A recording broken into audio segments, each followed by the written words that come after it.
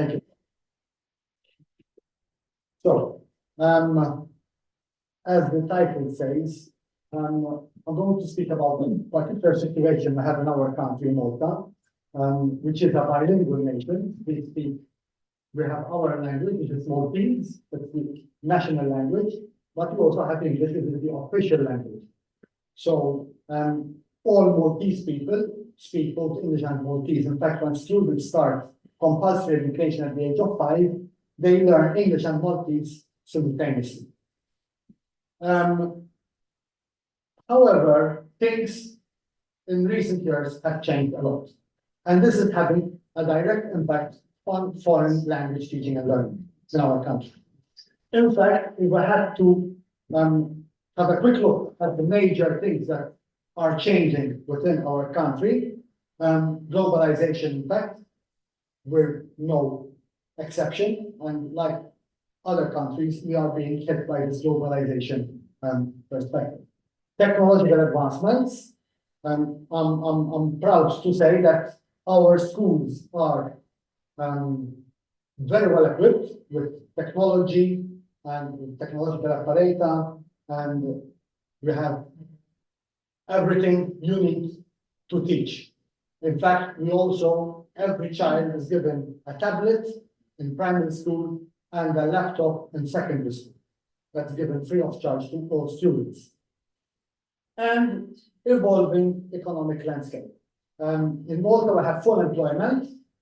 In fact, the government is always recruiting foreign workers because we do not have enough workforce for the amount of work that there is in Malta. And as I will show you in a couple of minutes, the population is increasing drastically with foreign, I don't like to call them foreign, they're non-Maltese people. In the linguistic aspect, the challenge is balancing between Maltese and English proficiency. Up to a couple of years ago, the language of schooling was Maltese. However, today, with the large number of foreign students we have in our schools, the language of schooling has become English. So even Maltese students in class, in corridors, etc., prefer to speak in English because obviously they can communicate better with all the students in their class and in their school.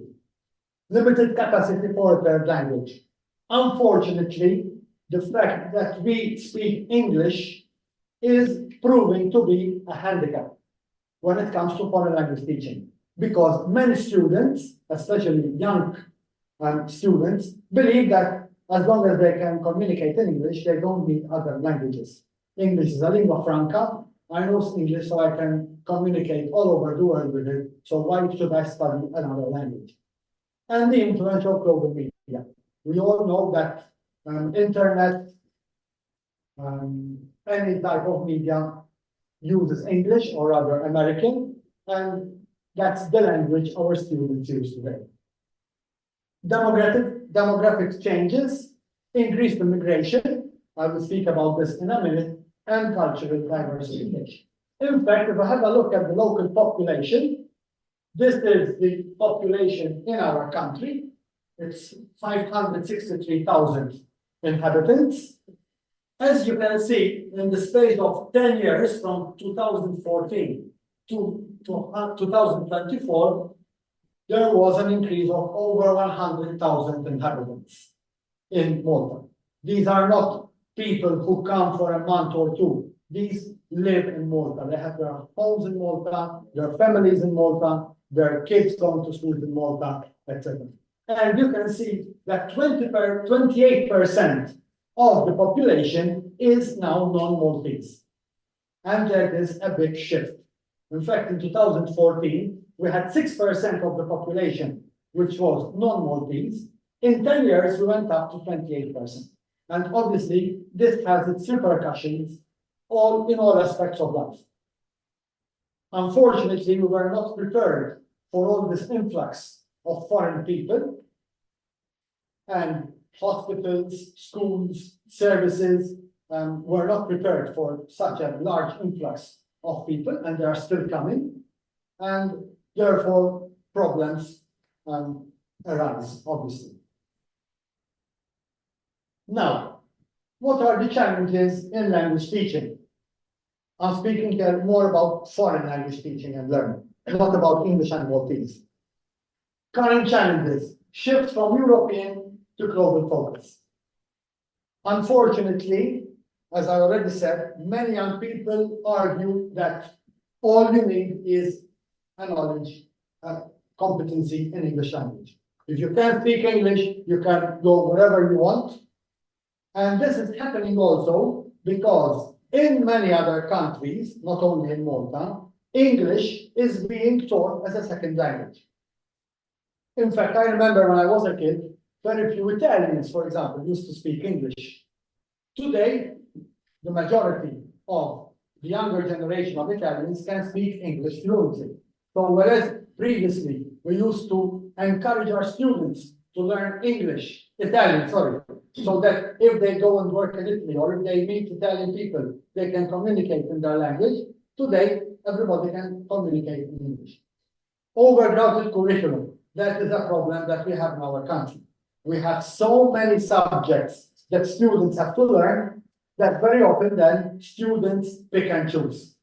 Okay, I'll choose the most important for my career. So if I want to become a doctor, I'll choose the science subjects and neglect languages. If I want to be an IT expert, I'll focus on sciences and IT, neglect languages.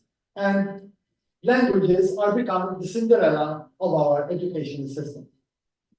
Changing perceptions of language value.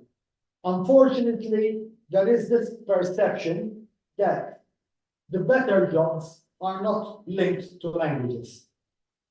The better jobs are linked to sciences and IT. In fact, in our country, education is free for all, free of charge for all. From primary school till university, even undergraduate courses at university are free of charge. Not only they are free of charge, but undergraduate students receive a stipend for coming to university. The main reason being that Malta has no natural resources. The only resources it has is the human resource. So it is in the nation's interest to invest in human beings. But students who apply for undergraduate courses in IT, in sciences, in economics, for example, receive a higher stipend when compared to students who choose language courses. So even that is working against us. Adaptation needs. We have to reassess language offerings. I have been harping on this for several years. We need to change our ways of teaching languages, our ways of promoting languages. Update teaching methodologies, and we need to redefine our educational goals. Where do we want to arrive? What do we mean by education? What do we mean by language teaching and learning? This is a crucial aspect. Does education mean getting certificates, obtaining a degree, a master's, a doctorate level, or is it changing your way of life? When we speak about foreign languages, does it solely mean being able to speak the language, or does it mean immersing yourself into new worlds, new realities? Now, this table says it all. As you can see, this is the post-compulsory level of education. So, in the space of practically 8 years, the number of students who chose to further their studies in a foreign language after compulsory education has reduced significantly, with only less than 1% of the student cohort who is still choosing a foreign language at post-secondary institutions, which means sixth form and university. And this is very, very worrying. By the way, in our country, when students start secondary school, they all have to choose a foreign language. So they start English and Maltese in primary school. When they start secondary school at the age of 11, they have to choose a language from Italian, French, German, Spanish, Arabic, or Chinese. So they all do start a foreign language. But when it comes to post-compulsory education, less than 1% of the student cohort chooses to continue to further their studies in the foreign language. Now, many might argue, okay, but languages are not that important, they do not reap the benefits of other subjects. I tend to disagree. And these are some of the factors that are affecting these choices: perceived career sufficiency, reduced motivation for other languages. I speak English, that's enough. Core subject prioritization. I don't need a foreign language to become a lawyer. I don't need a foreign language to become an architect. I don't need a foreign language to become an engineer. That's what many people think.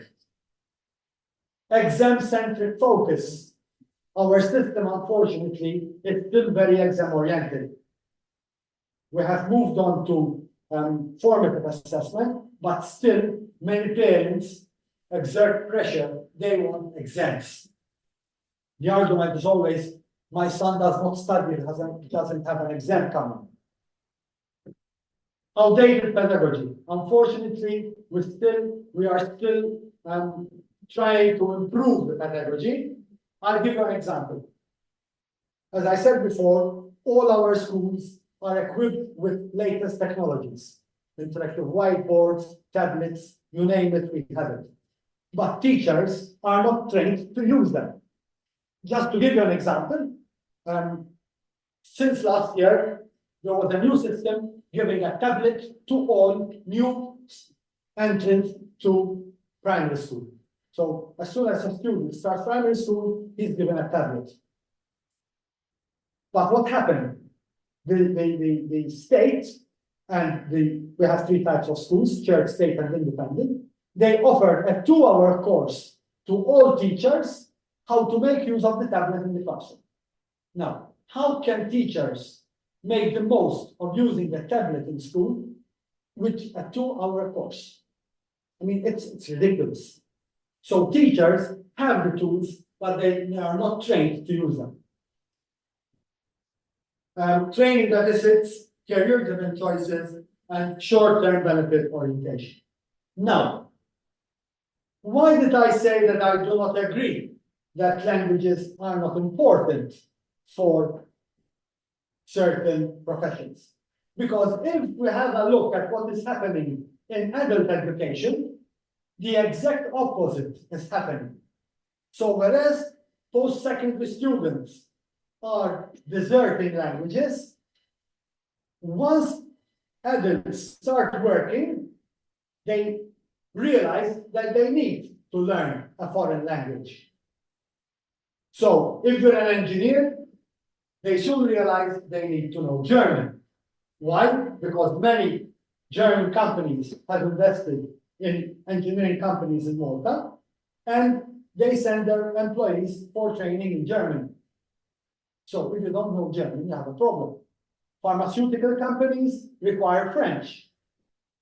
Our lawyers need to know Italian because our system is based on the Italian system, etc., etc. And as you can see, this was pre-COVID. Then obviously there was a decrease because of COVID. And again, numbers are increasing. So whereas we have a very low cohort of students choosing languages, foreign languages, in post-secondary, with adults, it's the opposite. The number is always on the increase. And another thing, as you can see, when it comes to adult teaching, we have many more languages on offer when compared to school languages. At school, they offer 6 languages. Over here, we have all those options available. Well, we also offer Maltese as a foreign language because of the foreign people who work in our country, and as you can see, that is on the decline. Why?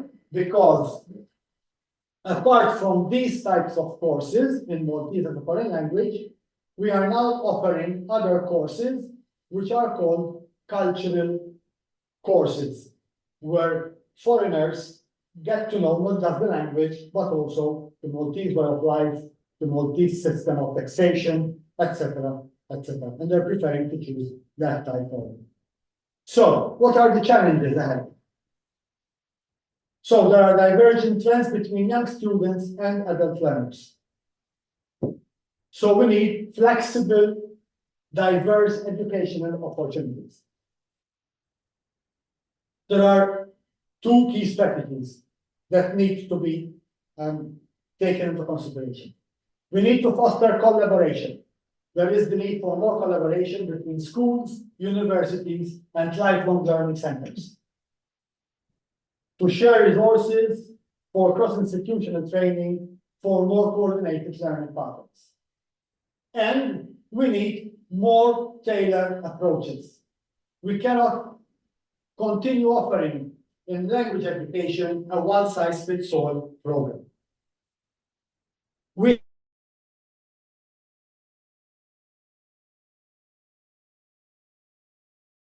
education, hospitality courses, agribusiness, hairdressing, etc. But they all do the same language course. And I've been saying this even when I was consultant within the ministry, that we need to offer languages for specific purposes. Because the language that an agribusiness expert needs is not the language that the engineer needs. It's not the language that the lawyer needs. They are different specializations. Use technology-driven interactive methods. One of the worst nightmares of teachers is I feel insecure in front of my students when it comes to using technology in class. So we need to invest in teacher training, even where technology is involved. And flexible options. We need to give our students more flexible options. Why? Because we need to create an integrated, flexible system supporting lifelong learning across the board. So, there are some implications, and I'll conclude with this. Curriculum reform. We need to introduce relevant, career-oriented courses and implement interactive, tech-enhanced learning. Now, to be able to introduce such a thing, we need to start with our teachers. Second, professional development. These are all linked, obviously. Equip educators with innovative teaching methods. The problem is that whenever I ask or I offer to teachers training courses, the problem is that if I do them during the weekends, very few teachers come. It's preaching to the converted. They're always the best people who come in. When I ask to do it during the week, permission is never granted because teachers have to be in class, not doing courses during the weekends. That's the answer I always get from schools. So the problem is, how can we equip educators if they're not given the opportunity to come for courses? And we need to provide career training opportunities. Promote multilingualism. Highlight career benefits and cognitive advantages. Very often I am invited to speak to students and parents in schools across the island. And I always start asking those present a simple question. If you were to study languages, what professions would you be able to do? The answers are always the same. You can become a teacher of languages, you can become a translator, you can become an interpreter, and a tourist guide. And what about the rest? One of the strongest industries in our country is iGaming. In iGaming, there's an array of professions which require language people. And yet, we refuse to make people aware of this. Good to say that in the iGaming industry, I'm concluding, 80% of the employees are foreigners. And they are the best paid professions. And align education with economic goals. Thank you.